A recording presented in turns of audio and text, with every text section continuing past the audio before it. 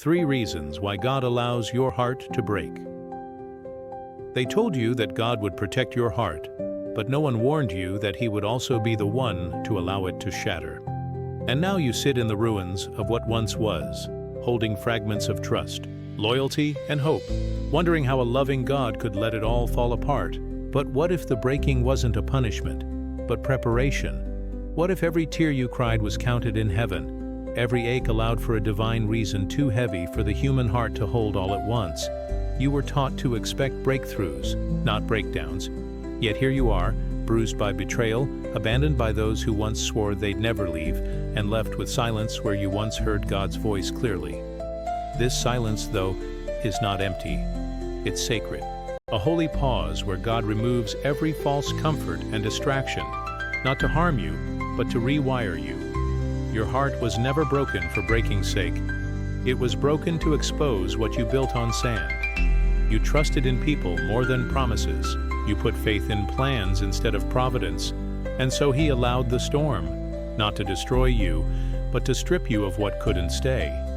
Like in Psalm 34:18, He is close to the brokenhearted, and in that closeness, He's not simply observing. He's performing spiritual surgery. The first reason your heart was allowed to break is because you loved someone more than you were supposed to. Yes, that sounds harsh, but it's true.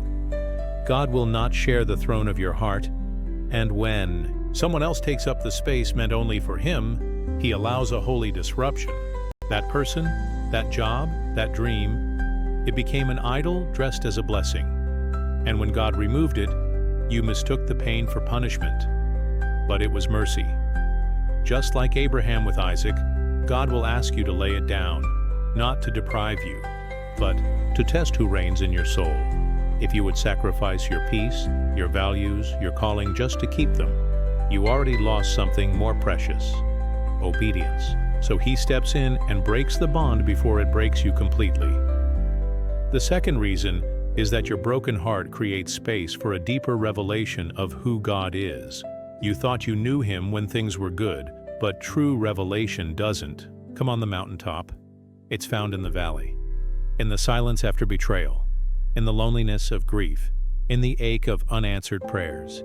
That's where you see Him not as a vending machine of blessings, but as a faithful Father who stays when everyone else walks away.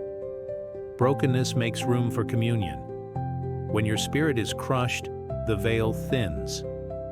You sense heaven more clearly because you've stopped pretending. No more performance, just raw, unfiltered need. And it's there, in that secret place, that God shows you dimensions of His presence you were too distracted to notice before. Like 2 Corinthians 12:9, His power is made perfect in your weakness, not your strength. So He allows you to break, to become the doorway to breakthrough. The third reason is because your broken heart is the birthplace of your calling. Yes, your pain is prophetic. What you're walking through now is not wasted. God uses cracked vessels to pour oil. Your tears water the soil of someone else's healing. The very betrayal that crushed you is the story that will rescue others. You see, many are called, but few are broken enough to be trusted with the weight of glory. This isn't cruelty, it's calibration. The crushing qualifies you. Like Joseph. In Genesis, your pit was part of your path. If you hadn't been rejected, you'd still be clinging to what was comfortable. But now you've learned how to recognize real. Now you carry discernment like armor. Your pain has purified your purpose. So while others look at your heartbreak and see defeat, heaven sees promotion. This is why Romans 8:28 doesn't just say all things happen. It says all things work together. Even this, especially this. So if your heart is breaking, don't rush to escape it. Don't medicate the ache with distraction. Lean into it. Let the tears fall like offerings.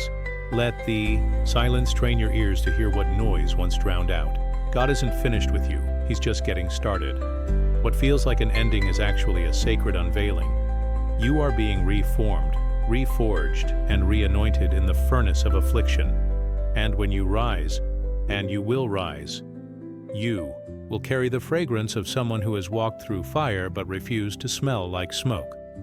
so don't resent the breaking. Bless it. And if this message has stirred something deep in your soul, if it's confirmed what you've been silently carrying, then don't keep it to yourself. Share it, speak it, and support this channel so the broken can be reminded they're not alone and their heartbreak is holy.